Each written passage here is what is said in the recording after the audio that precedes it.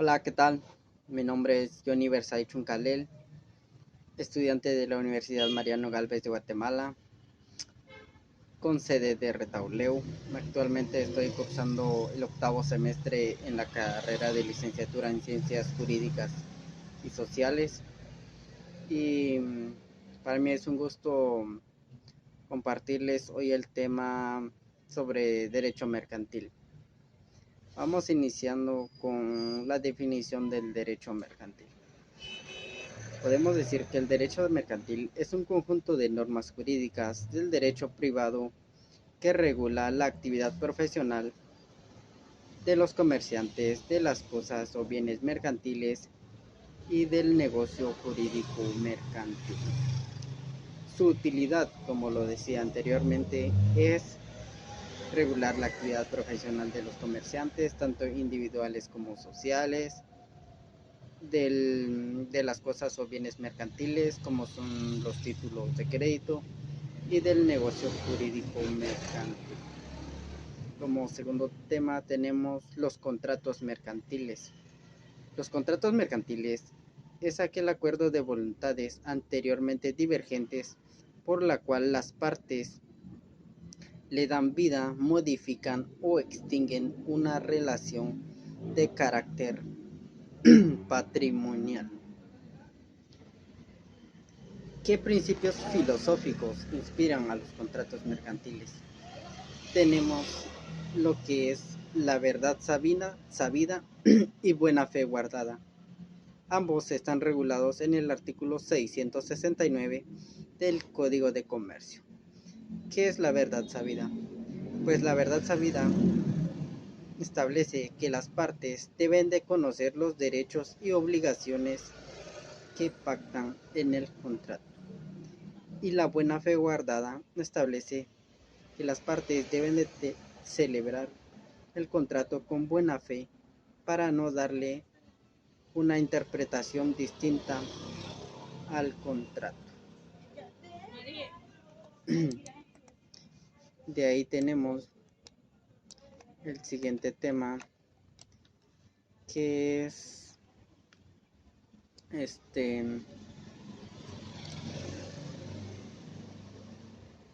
características del derecho mercantil. Como número 1 tenemos solidaridad de deudores. Esta característica de las obligaciones mercantiles indica que todos los codeudores y fiadores tienen la obligación solidaria, de manera que cada uno de ellos puede ser obligado a cumplirla, salvo que haya pacto contrario en el contrato. Esta obligación mercantil se encuentra regulado en el artículo 674 del Código de Comercio. Como segunda obligación está mora en el ámbito mercantil.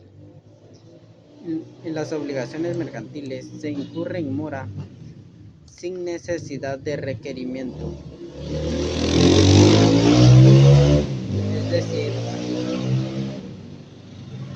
Es decir,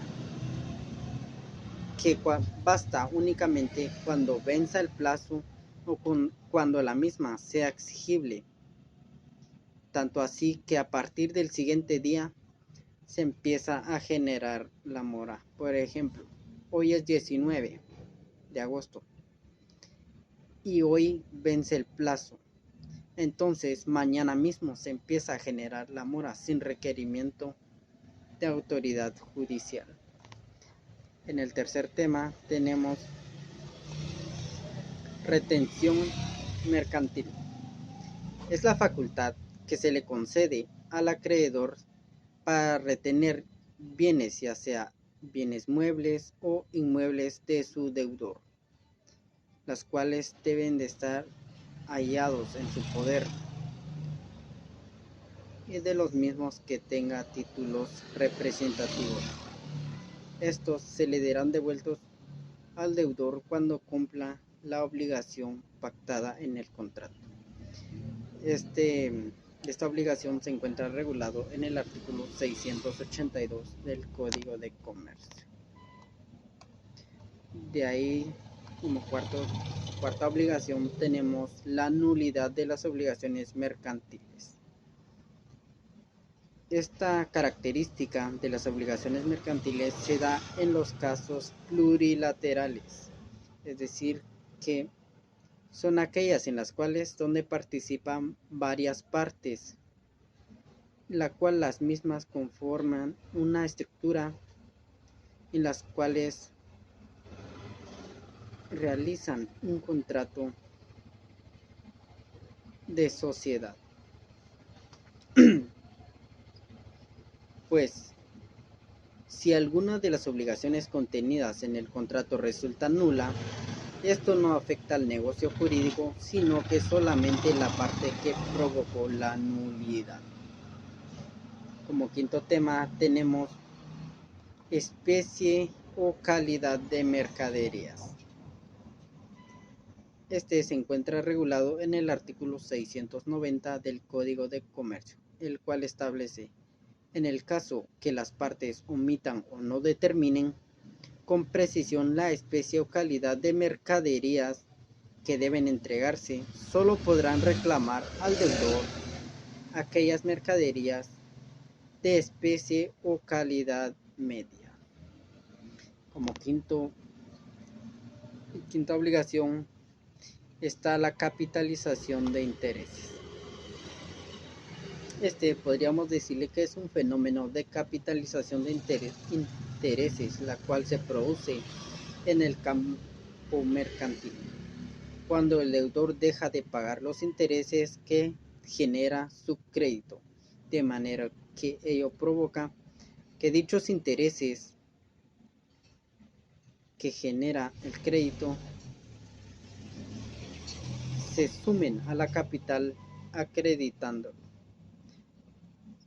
Se encuentra regulado en el artículo 691. Pero para que proceda la capitalización del mismo es necesario, inciso A, que se lleve establecido en el contrato, y como inciso B, que los intereses no sean superiores a la tasa promedio ponderada de intereses utilizada por los bancos en sus operaciones activas.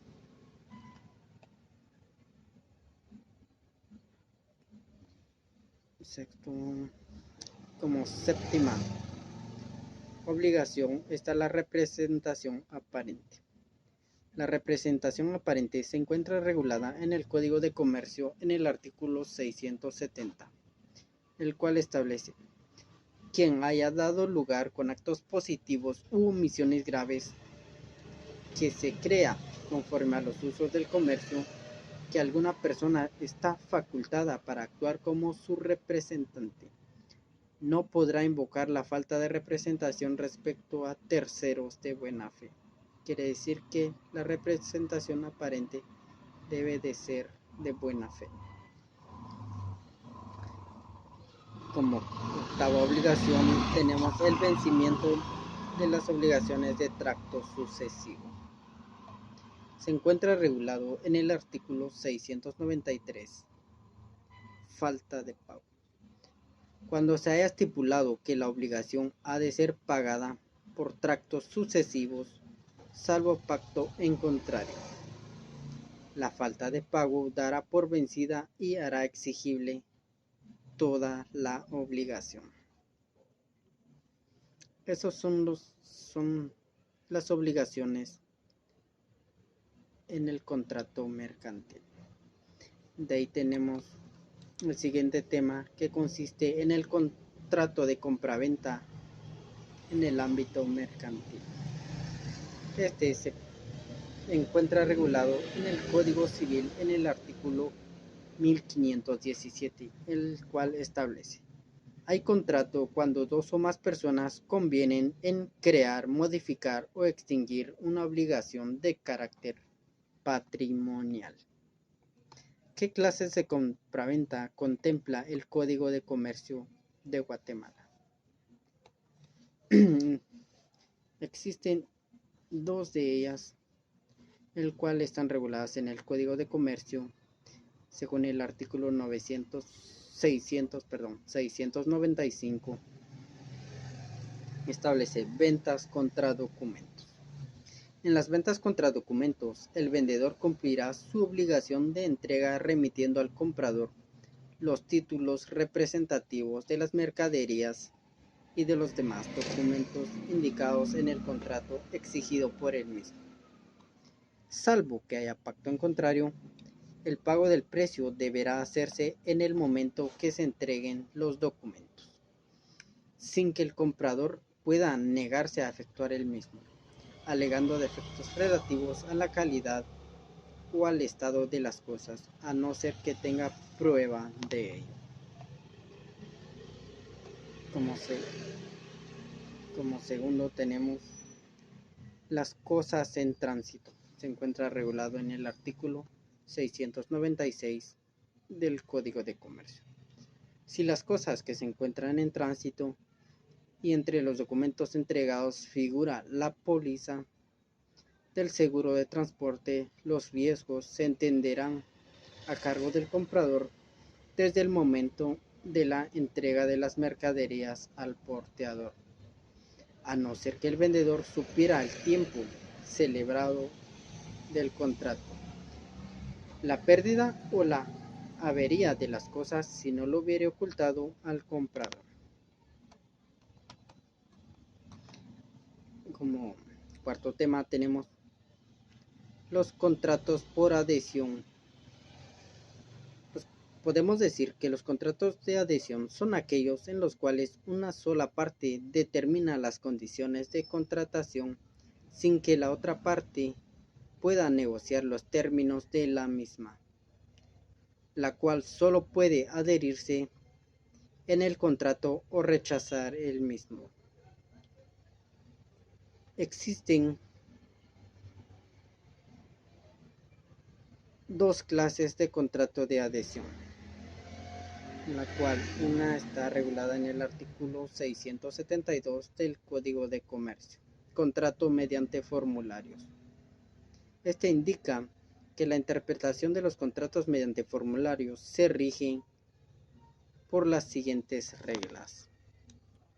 En caso de duda, se interpretarán en el sentido menos favorable de quien preparó el formulario.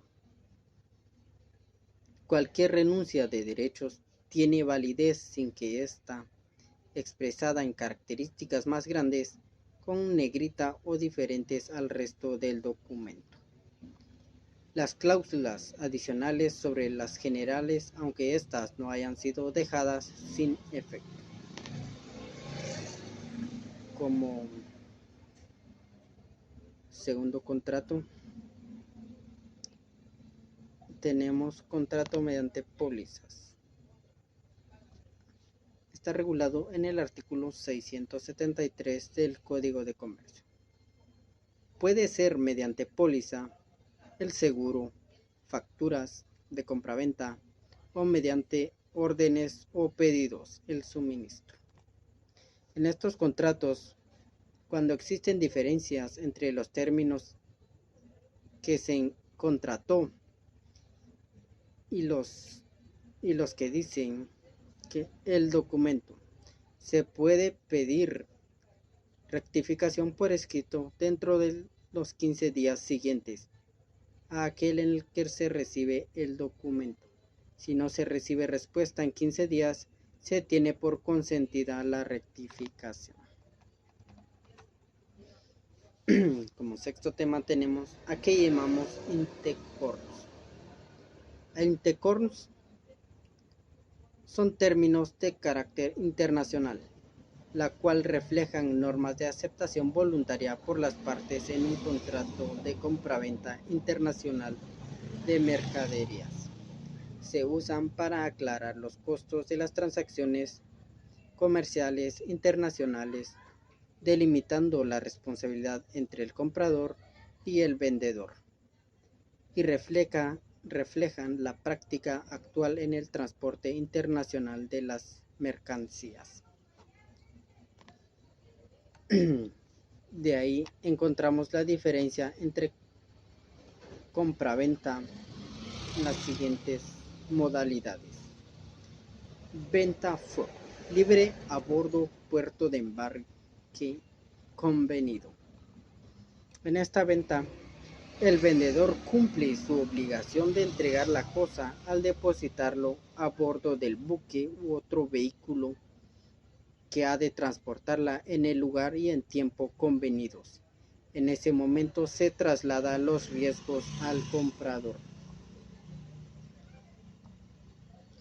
De ahí tenemos ventas FAS, libre al costado del barco, puerto de embarque convenido.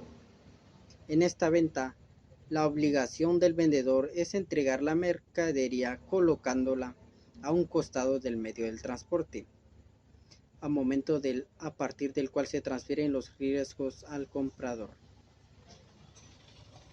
El precio del FAS incluye valor de la cosa más los gastos, impuestos y derechos que se causen hasta el momento de colocar la mercadería al costado del medio del transporte. Luego tenemos la venta SIF. Es aquella en la que el precio de mercadería comprada incluye el costo de la mercadería, el seguro que cubra los riesgos convenidos o en su caso los riesgos usuales y el flete por la transportación de la mercancía. De ahí tenemos venta, costo y flete. Es aquella en la cual el precio cotizado solo incluye el costo de la mercadería y el pago del flete por la transportación, o sea, en esta no se incluye el seguro. Solamente, muchas gracias.